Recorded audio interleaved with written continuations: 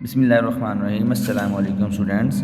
आज की इस वीडियो में हम सबडोमेन 3 सेट्स इसको डिस्कस करेंगे।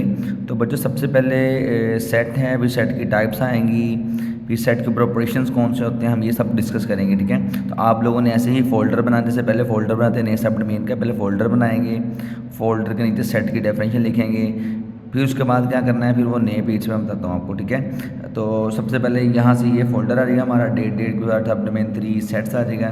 फिर यहाँ लिखेंगे सेट क्या होता है। तो बच्चों ऐसे ही बुक पेज नंबर 30 पे आ जाएंगे। ठीक है, तो बुक पेज नंबर 30 पे ये देखें, ये लिखा हुआ है, a set is a collection of well defined and distinct objects. तो ये सेट की डेफिनेशन लिख देंगे।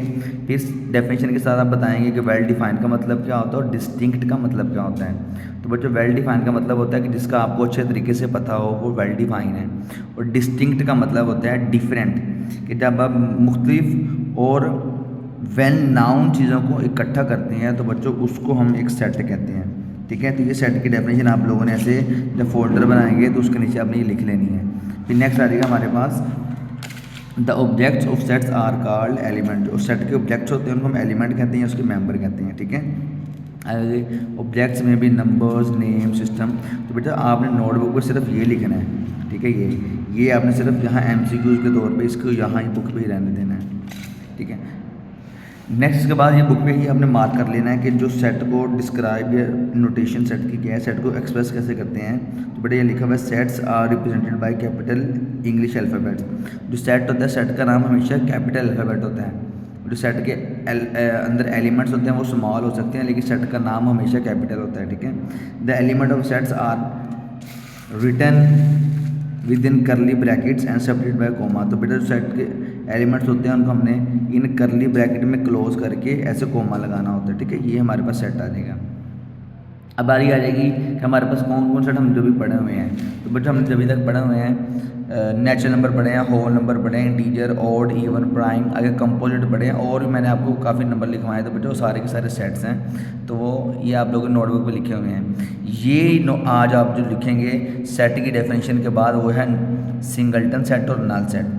तो बच्चों दोनों में डिफरेंस लिख देंगे आप, डिफरेंशिएट ऊपर क्वेश्चन लिखेंगे, differentiate between singleton set and null set. ऐसे बच्चों आप डिफरेंशिएट का क्वेश्चन लिख के फिर यहाँ नल सेट और यहाँ सिंगल्टन सेट की हेडिंग दे के दरम्यान में लाइन लगा के आप लिखेंगे, an empty set has no element and it is represented by that. ठीक है, ये लिखेंगे। फिर सिंगल्टन सेट के बारे में ये लिखने के बाद फिर आप इसकी एग्जाम्पल लिखेंगे।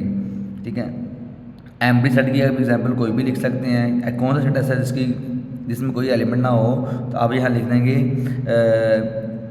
The month with 32 days. तो ये भी तो है ना, एक ऐसा महीना है जिसमें 32 दिन होते हैं, नहीं होते।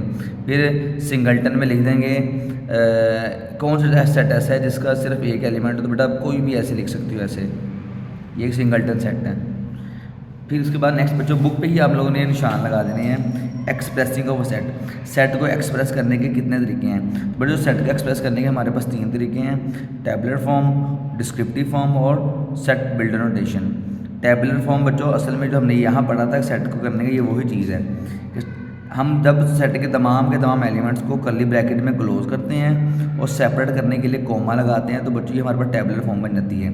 आपको एक बात मैं बताते चलूँ कि बच्चों ये टैबुलर फॉर्म की जो डेफिनेशन है, ये पेपर में बहुत दफ़ा रिपीट होती है। ठीक है, इंपॉर्टेंट डेफिनेशन है टैबुलर फॉर्म की, इसे रोस्टर फॉर्म भी कहते हैं। When all the element of a sets are written within the curly brackets and elements are separated by using comma, then it is called tabular form. For example की आपने एक दे देनी यहाँ तक। फिर डिस्क्रिप्टिव फॉर्म डिस्क्राइब से ही है, जब आप सेट के एलिमेंट्स को डिस्क्राइब करते हैं in words. When all the element of a set are describe in words then it is called descriptive form. तो डिस्क्रिप्टिव फॉर्म होती है। एग्जाम्पल के तौर पे आपने जब A is equal to set of multiples of 5 multiple का set, ऐसे आपने बेटा जो इंग्लिश में वर्ड में बताना है वो आपके पास डिस्क्रिप्टिव फॉर्म होती है।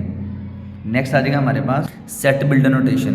तो बच्चों यहाँ लिख दिया, when all the element of a sets are express by using mathematical notation stating all the properties of elements given in the set. कि जब आप सेट के तमाम एलिमेंट्स को मैथमेटिकल नोटेशंस और उनकी कुछ प्रॉपर्टीज़ के साथ जो सेट में हैं उसको उस हिसाब से आप रिप्रेजेंट करते हैं। तो बच्चों हमारे पास सेट बिल्डर नोटेशन बन जाती है।